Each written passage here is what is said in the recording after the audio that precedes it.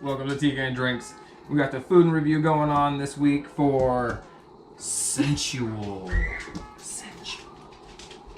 As the children scream in the background. As the children scream in the background, as many parents can relate to, I'm sure. So that was perfect timing. If we don't remember, we did do the review for this one. So go back and check that one out. It does pair well with spicy foods, they say. It's an 14% just off of sweet. So again, if you haven't seen that review, go check it out. Try to put that down in the description below. So tonight we are doing a food pairing for that. It says spicy, it suggests Asian spicy, but we're gonna kind of do a little spin on that. I have Cajun spiced chicken and waffles. So chicken and waffles, giggity giggity. We got the chicken marinating in the air fryer because we're cool hipster kids. Yeah, just put it in there. So this is the waffle mix. Oh, that's the waffle mix, okay. That's the waffle mix, and then that's the water. Water, eggs, milk, butter. Gotcha. All that goodness. We got the air fryer going on back here. All right. Whoa.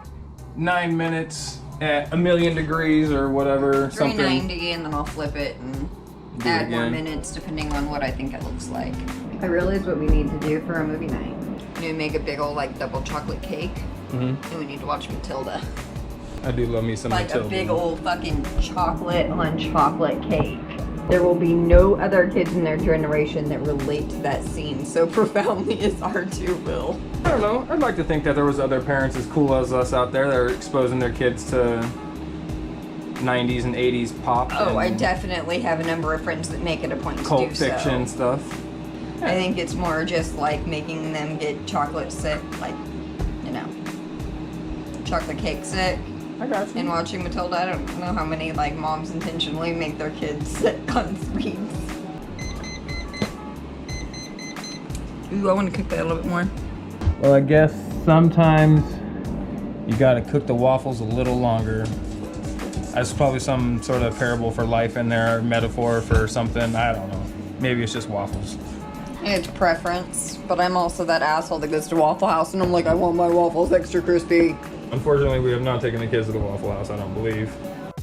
So you're not using the timer on the waffle iron? What are you doing? I'm not. I'm using the same technique I used on the food truck, watching the steam. And if it's steaming a lot, it's not done yet. When it stops steaming so much, you flip it? Then it's usually done. It's the same theory with frying. You know when something's done frying when it stops really bubbling. Fry it past that point, you're just making leather. Edible leather. Well, arguably edible leather. Yeah, I'd say that'd have to be debatable. On that note, one of the most offensive things you can ever do in a restaurant, ladies and gentlemen. Steak well done. And the worst thing, worse than that, is putting ketchup on it. I think a well done steak, when done well, can be good. But yeah, I definitely have to skip the ketchup on the old steak piece there. That sounds pretty terrible. Got that sweet, got some spicy. Pretty sure it's gonna be amazing. So we'll see y'all here at the table. So here we are at the drinking table, the eating table, the food and reviewing table. Actually, I'd say it's more of a bar top than it is really a table, but that's exactly what it is. Regardless, here we are with our hot chicken and waffle mead pairing here with the Sensual. Boom, the Sensual. That's what we're working with today. It says right here on the bottle that it is a great introduction to mead. Sensual pairs well with Asian foods, spicy dishes, and cheese plates. Let's get into this hot chicken and waffle deliciousness. Now remember, she drizzled this with enough honey to make an elephant diabetic, so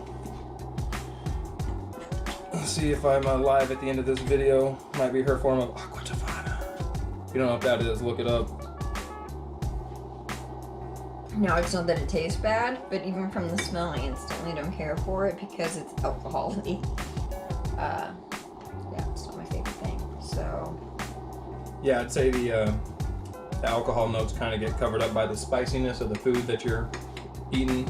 Maybe that's kind of why they suggest that. Most people that drink alcohol like alcohol, so I'm assuming that won't be an issue for most people. For me, I drink alcohol for this. So it's definitely very noticeable for me. I got you.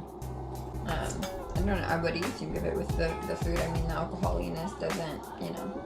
Well, if I remember right from my review, it definitely was hitting on the those notes more than their other meads were. This is. It smelled alcohol-y. So I went and grabbed my note sheet here, and I definitely had those types of notes in there: pungent fermentation aromas, slight alcohol. Definitely picking those up in the smells there going on. I did also say that I was disappointed that they would name something sensual like this for something that was like, I think if you're gonna use the name sensual, you would want to use that on something that would be like dragging people in and Black alluring currant cacao. something. But I yeah, this is most definitely not my favorite one that we have from them. There we are. Hot chicken and waffles and some Sensual from Moonlight Meadery. Again, the spicy notes definitely help squash the kind of alcohol-y notes that you get from it. It doesn't really add to or take away from the dish, I don't really think personally. It just kind of just blends right in with the flavor profiles going on. Like I said, I'm kind of disappointed with it. I'm not really thrilled overall with it, especially wasting the name Sensual on something that's your entry-level product. In my opinion, you know, everybody's entitled to their own opinion, do what they do. I'm just some jerk on the internet. That being said, thank y'all for being here. Have a great day, great evening. Have a good thing. Don't forget to hit that follow, share, subscribe. I haven't said that in a couple videos. Might as well shake that up a little bit. Do all the things. Hit all the buttons.